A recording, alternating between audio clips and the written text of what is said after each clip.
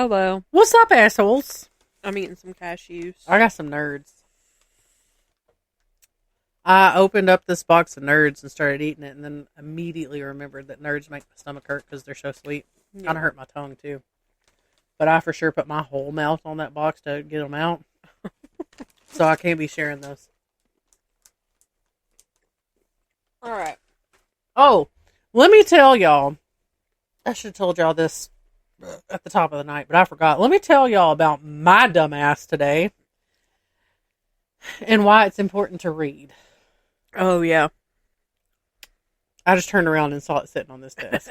Pissed you off again? Yes. So, I'm going to ask a question and then pretend like y'all answer me in the way that I know that you are. So, we all know those rectangular shaped, square shaped bottles of hand sanitizer that comes in a spray. Mm-hmm. And like... that like cute little trendy bottle. Yeah. And you can get them at Five Below. Yeah. Okay? We go to Five Below today to get snacks, because that's what we do. We go to Five Below, we get the snacks, because they got the good snacks, okay? Mm-hmm. We go, and I'm checking out, and I look to my right on the checkout counter, and there is a display box of these shaped bottles, and they're huge, and I'm like, that's a big-ass thing of hand sanitizer for $5 I will never run out of hand sanitizer. Yeah. And my girls have the smaller ones, and I can be like, mine's bigger. And so I'm buying this, okay? Right. I even say out loud. I wish I would have clocked it when you showed it to me in the store.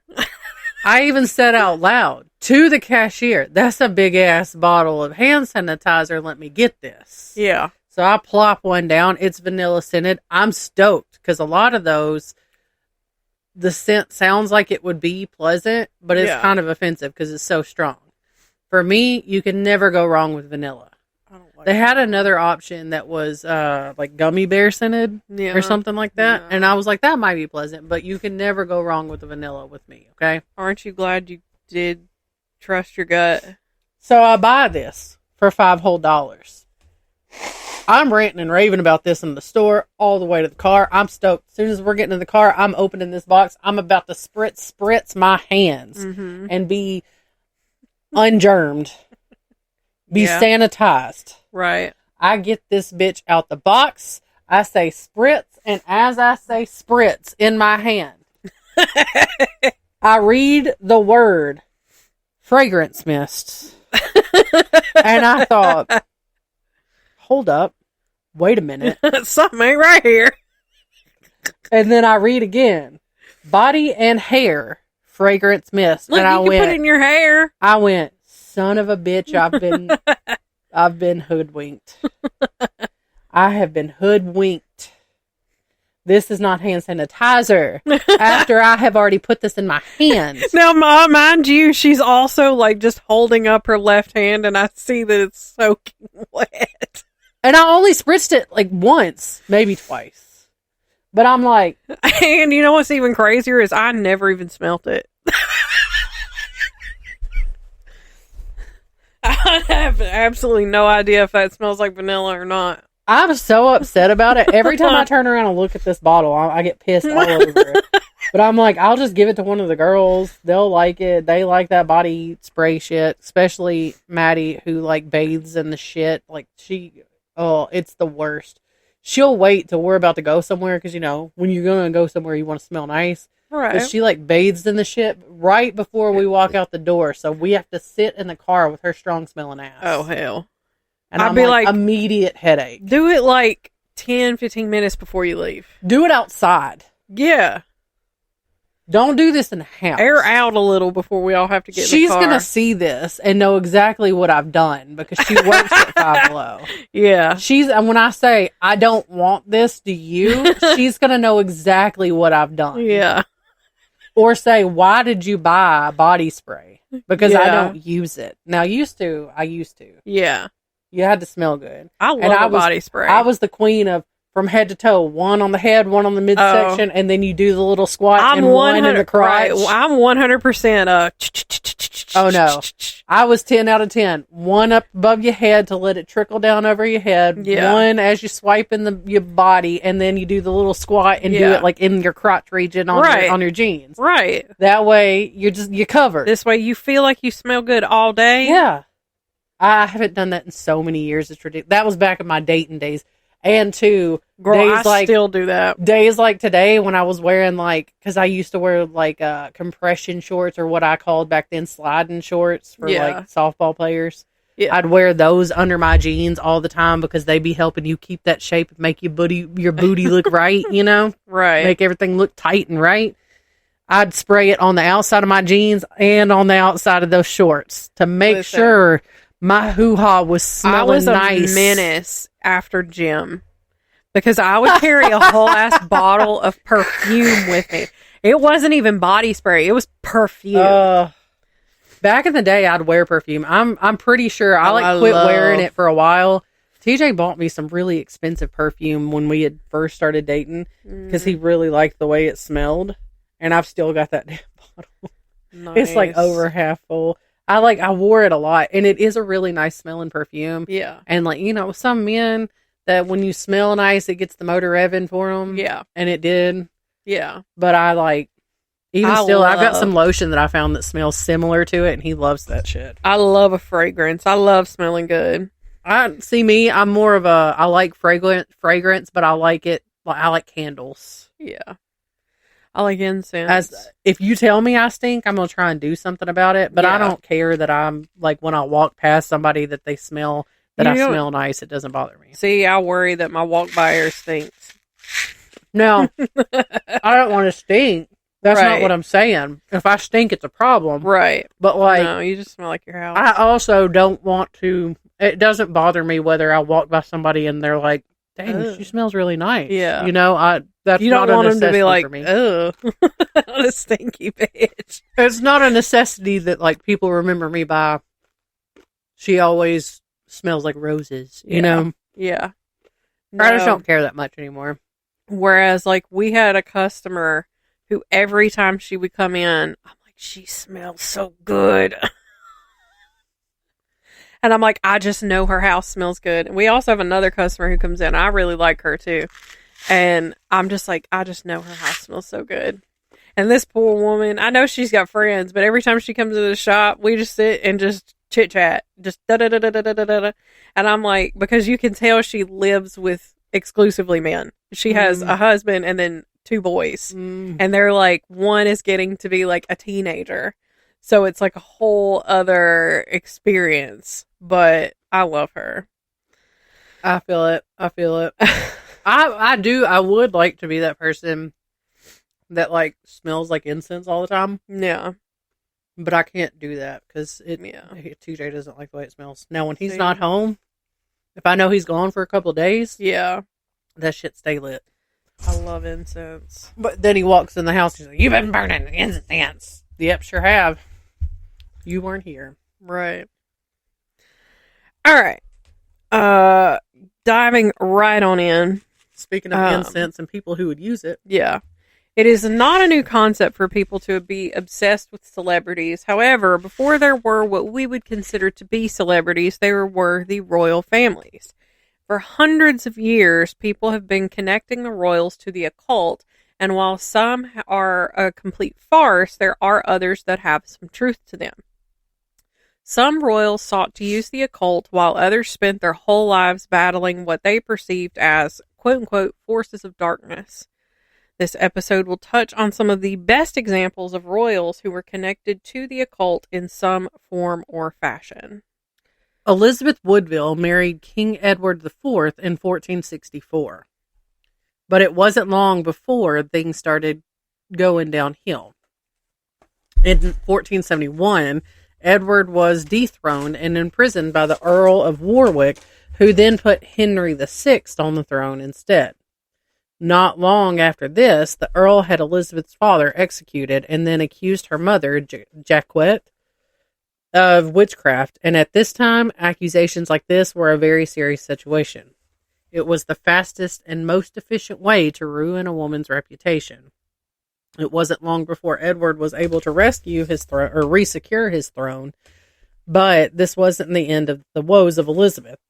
Edward added fuel to the fire by investigating the accusations of his enemies, and though they were ultimately found to be false, the damage had been done. By electing to investigate, he had given some credibility to the accusations in the eyes of the public, and Elizabeth and her mother's reputation were forever tainted. Edward died in 1483, which left Elizabeth and his son Edward V behind to fend for themselves. Since his son was too young to rule, his uncle Richard was made regent. Coincidence or foul play led to Edward seemingly falling off the historical map not long afterward, and before too long, Richard was known as Richard III. Yeah, that's not suspicious at all. As if this wasn't questionable enough, the newly crowned King Richard III quickly began to villainize Elizabeth and claim that she used witchcraft to seduce her deceased husband. That she was never brought to trial, which points to the fact that it was all just a publicity stunt to distract people or distract the public from his shady dealings. But it unfortunately worked. She did outlive Richard's reign, but she never recovered from the accusations of witchcraft. A prime historical example of how being a rich and powerful man can make you slightly above the law is the case of Charles VII of France. During a time when having an interest in the occult could get you burned at the stake, Charles VII spent much of his time learning as much about the occult as he could. Charles was fascinated by the occult and had the means, i.e. the power, funds, and education, to be able to feed his interest. By the middle of the 14th century, he had an entire library devoted to astrology. Today, this would be seen as harmless. However, this was at a time when it was seen as dangerous to mix science and witchcraft, as neither of these ventures were popular with the church. Charles would eventually establish a college of astrology in Paris, which helped to legitimize his hobby. An interest in astrology would barely be a blip on the radar today, but it is worth wondering how a peasant of the time would have been treated should they have expressed a similar interest. Often we hear that behind every good man is a woman pulling the strings, but what is behind a bad man? According to 13th century Englishmen, it was probably a witch. Isabella was the wife of King John of England, who is one of the most hated British monarchs. He is often portrayed as being a villain who stayed so busy scheming that he ended up losing much of his power. This incompetence became legendary, and, obviously, this was all Isabella's fault. John married Isabella when she was just 12 years old. She was from a powerful French family, and he had just secured the throne, making this the perfect recipe for being a predominantly political wedding, which was incredibly common against the royals at the time. Isabella was said to be beautiful and charismatic, which unfortunately for her soon led to rumors of her involvement in witchcraft. Because it is impossible that someone could be beautiful naturally, so it was obviously clear that she had used the dark arts to bewitch poor King John. These rumors continued even after John's death. In the 1240s, she was accused of attempting to poison Louis IX of France. She was never arrested or faced a trial, but she did have the sense to flee and spent the remaining years of her life in an abbey, which is the last place one would have looked for a royal witch. Historically speaking, those who wield great power tend to become incredibly paranoid. When you sit at the top, there is always someone looking to knock you down. Normally, a king would be paranoid of assassination attempts and coups, but for James VI of Scotland, he was paranoid of witches. He was about as obsessed with witches as a person could be. In all fairness, during the 16th and 17th centuries, the entirety of Europe was obsessed with witches. Scotland was particularly concerned with them, though, and during this period, the Scots were killing suspected witches at a rate of 5 times higher than the rest of Europe. Europe killed a lot of witches. Right. James was a product of his time, and he took it beyond what others had. It seems, though, that witches were equally interested in him, and in 1591, Agnes Sampson, who was accused of witchcraft, confessed that she and hundreds of other witches had been plotting to kill James. Ooh. Maybe she was telling the truth. Maybe the response was coerced. Maybe Agnes knew she was going to likely die regardless, and decided to mess with the already paranoid king as a form of revenge, which is honestly the route that I would take if I knew my time was limited and that this man was paranoid about witches.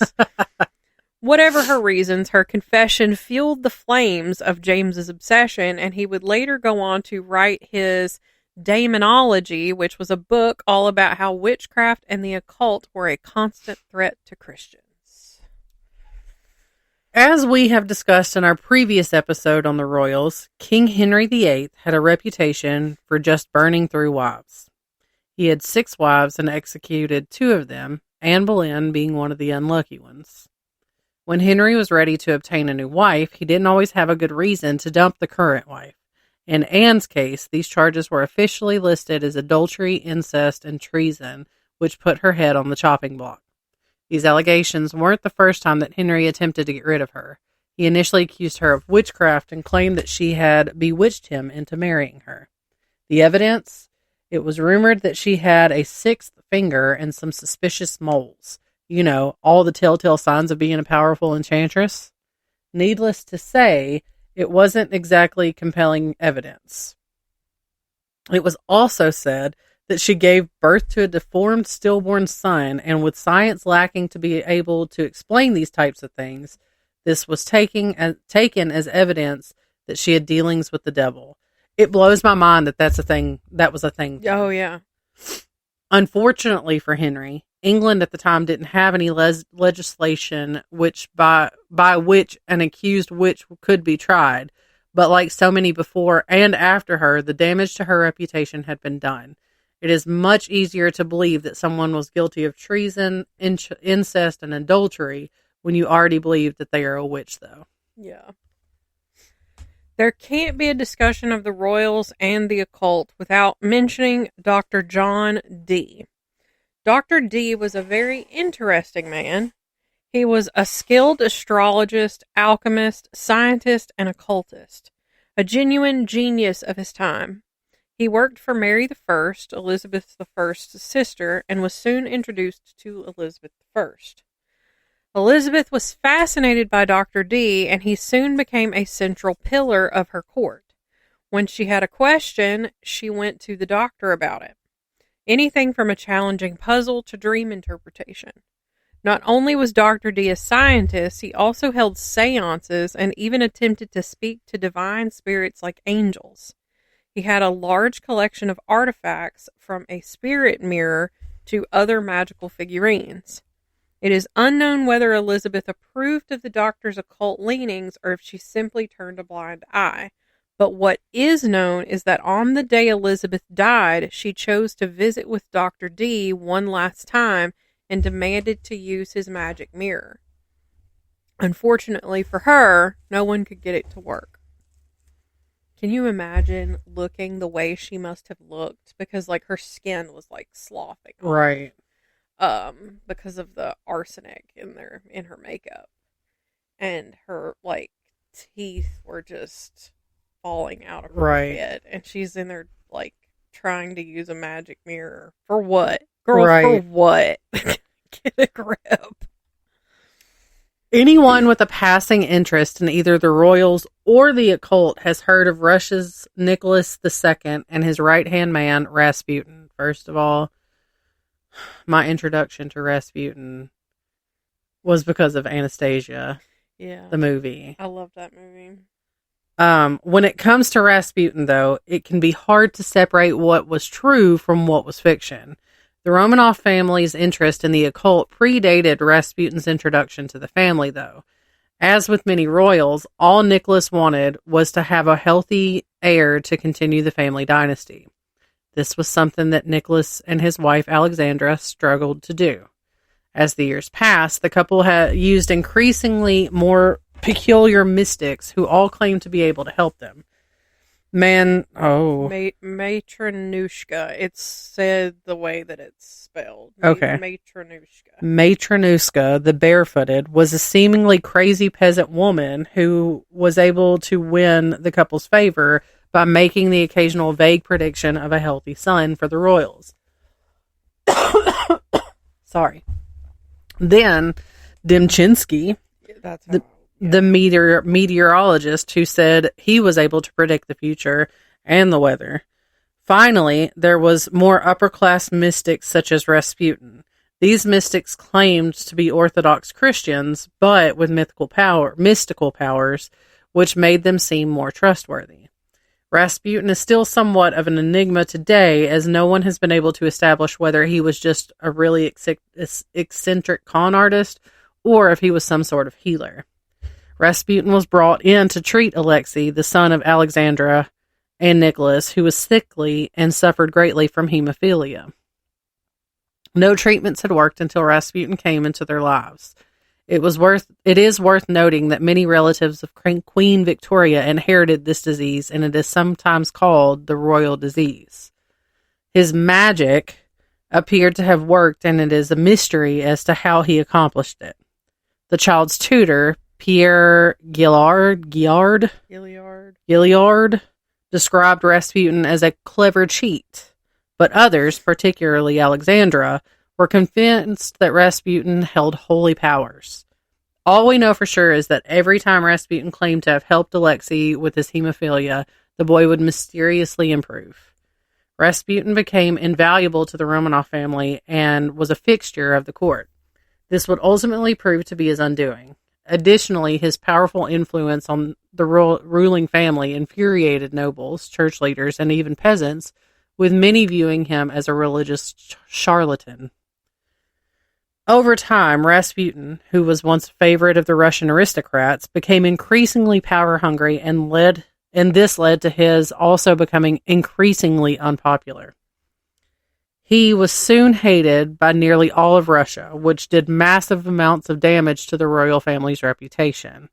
This would lead to his assassination on December 30th of 1916 at the hands of several nobles, but even his death was filled with mystery. It was rumored that Rasputin was almost supernaturally difficult to take down. It apparently took a lot of poison, several bullets, and a drowning to kill him. Ultimately, this also led to the downfall of the Russian royal family as well. Tsar Nicholas II left St. Petersburg in 1915 in order to take command on the failing Russian army at the front in World War I. However, by 1917, most Russians had lost faith in his leadership. I'm getting to that point where, government corruption was rampant, and the economy had been tanked by World War I. Revolutionaries called for the overthrow of the Tsar, and on March 15th, 1917, Nicholas II abdicated the throne, putting an end to more than 300 years of Romanov rule. During the Russian Revolution in November 1917, Vladimir Lenin seized power in Russia and established the world's first communist state. The Romanov family was placed under house arrest in Siberia. In April and May 1918, members of the Romanov family were relocated to... I have no idea. Ipativ House with the White Army advancing and attempts to rescue the Romanov family known. There was a secret meeting where the imperial family was sentenced to death. On the night of July 16th, 1918, the family was ordered to dress and go down to the cellar of the house where they were lined up as if they were posing for a family photo. Then, the entire Romanov family was executed via firing squad and... bayoneted. Yep. I don't know why it's hard for me. I can't even... they were bayoneted to death. The remains of the family were discovered in a mass grave in the Ural Mountains in 1991, and subsequent DNA tests confirmed the identities of Nicholas, Alexandra, and 3 of their daughters. The location of the remains of Alexei and one of his sisters remained a mystery until 2007, when a second grave was located with 2 partially burnt skeletons, and DNA testing showed this to be Alexei and either Anastasia or Maria.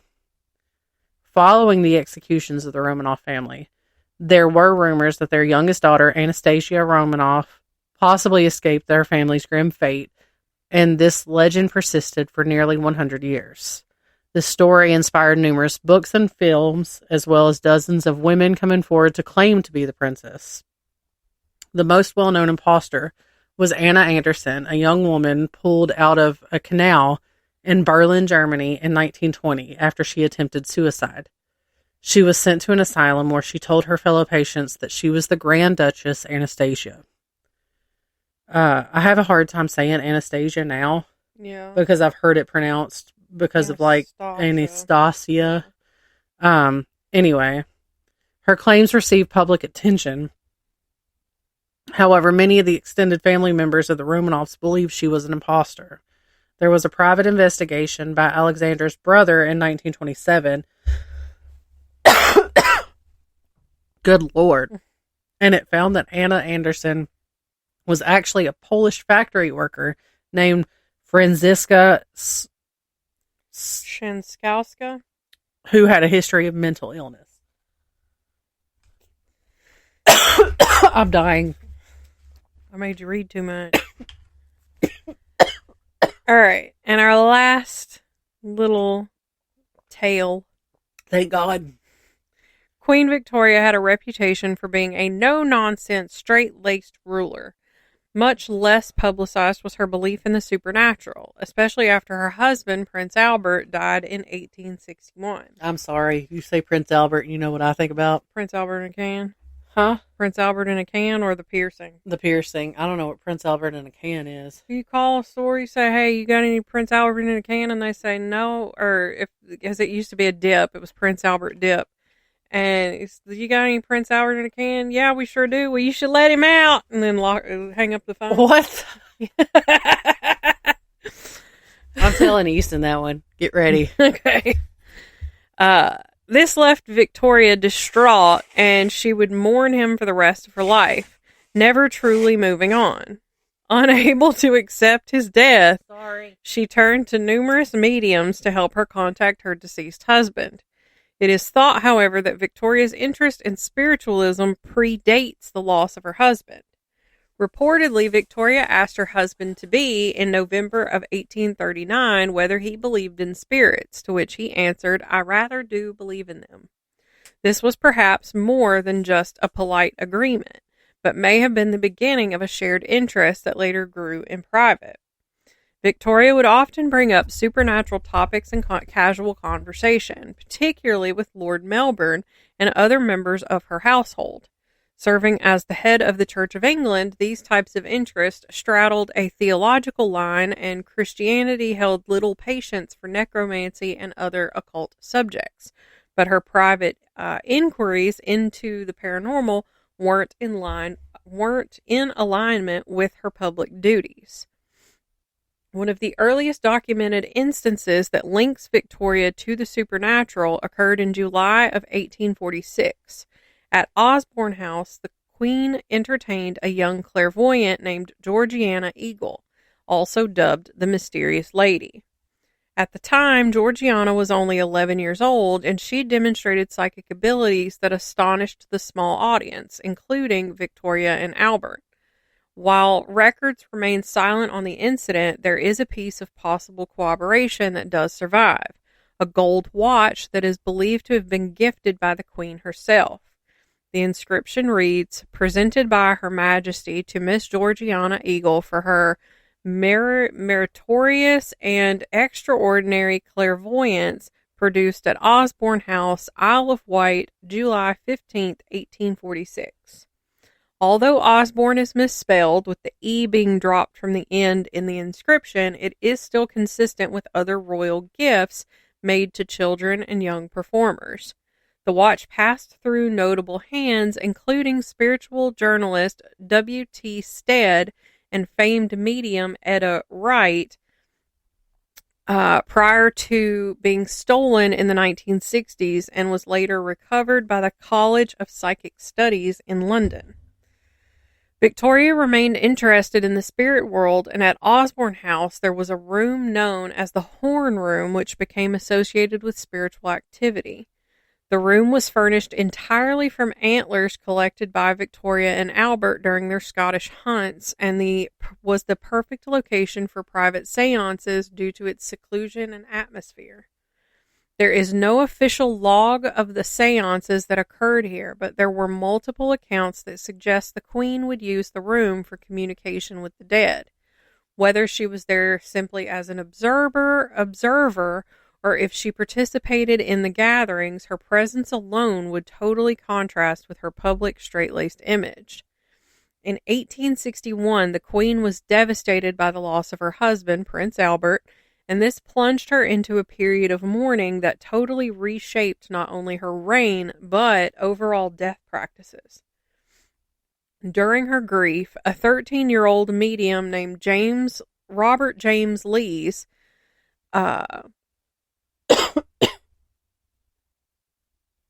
on, I think I didn't finish that sentence. Anyway, Lees was born in Leicester in 1849 and was said to have had his first clairvoyant experience at the age of 3. By the time he was a teenager, he was delivering spirit messages to enthralled audiences. After Albert's death, a seance in Birmingham was said to feature the voice of the late prince speaking through Lees, and a transcript of the encounter made its way to the Queen, which piqued her interest. To test the boy's credibility, Victoria sent 2 of her trusted confidants in disguise to attend a seance. It was said that they returned stunned, and Lees, they said, knew of their true identities and conveyed intimate messages from Albert that no outsider could have known. Shortly after, the Queen invited Lees to Buckingham Palace. Though the specifics of his visit remain a little murky, it is suggested that Lees conducted several seances at the palace for Victoria, and after the final session, she offered to retain him as the resident court medium. Lees declined the offer, allegedly following the advice of a spirit guide. In his place, he recommended John Brown to the position. John Brown became known to history as Queen Victoria's fiercely loyal Highland servant, and the pair's bond has been discussed by historians for over a century, with long-standing theories about their having a romantic relationship abounding, but others suggest it was something more metaphysical that bonded the pair. Personally, I think it makes sense that the two were fucking, because there was one thing about Victoria and her husband. One thing about Victoria, she liked to fuck. Called it that time. Death was not. I mean, she wasn't dead, and she spent a lot of time with John Brown. Spiritualist author J.H. Brennan said that Brown acted as a medium for Prince Albert and would pass messages from the beyond, going on to say mediums would visit Buckingham Palace and hold seances, but John Brown became her conduit to Albert. Listen, she was fucking Albert through John Brown. Pretending he was Albert. That's what I'm saying. And getting him a little bit of piece of the Queen. Yeah. Yeah. Victoria wasn't only interested in contacting the spirits through seances. During a visit to Craith's Castle in Scotland, it is reported that she encountered a ghostly figure known as the Green Lady. Local lore and royal accounts tell that Victoria saw a green mist floating across a room, which scooped up a small spectral child before it vanished into the fireplace. Good old legend says that the Green Lady was a servant girl who got pregnant out of wedlock and vanished. Her body and that of her child were later discovered hidden beneath the hearth of the fireplace. This encounter echoes similar stories of the Queen being abnormally, in those days, receptive to paranormal presences. The Queen's journals were heavily edited and censored upon her death, and references to Brown would oftentimes escape the threat of the red pen and hinted at a more unorthodox intimacy.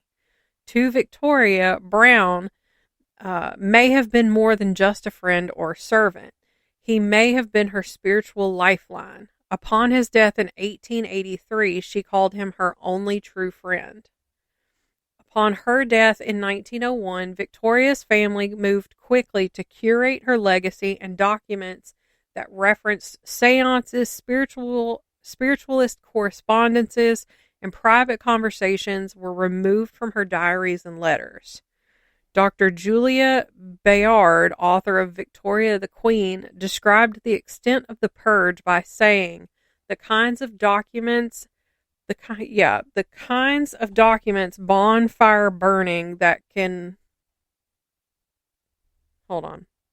the kinds of document bonfire burning that can make a historian weep.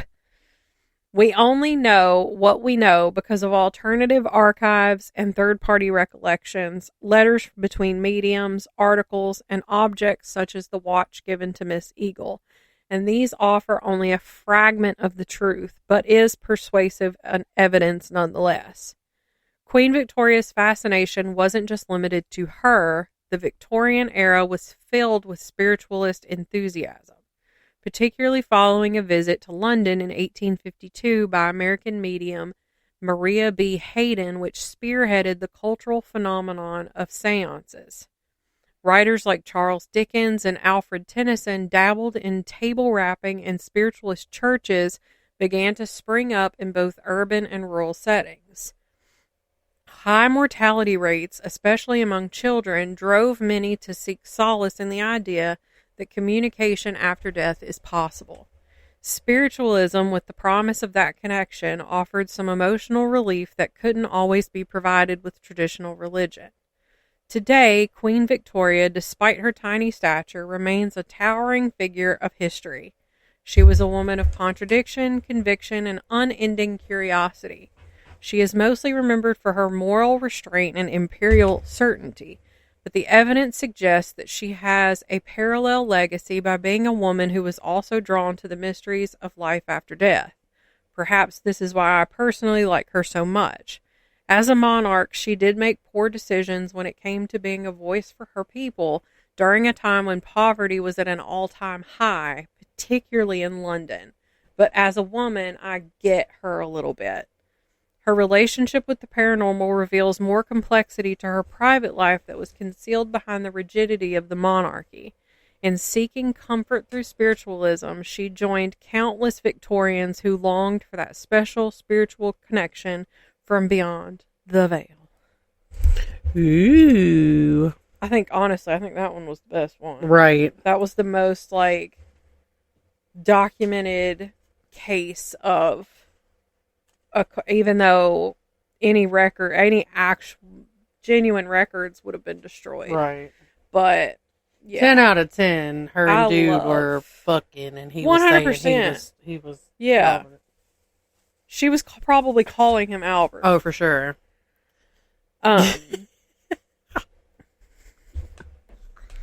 Anyway, at least in the bedroom. Yeah.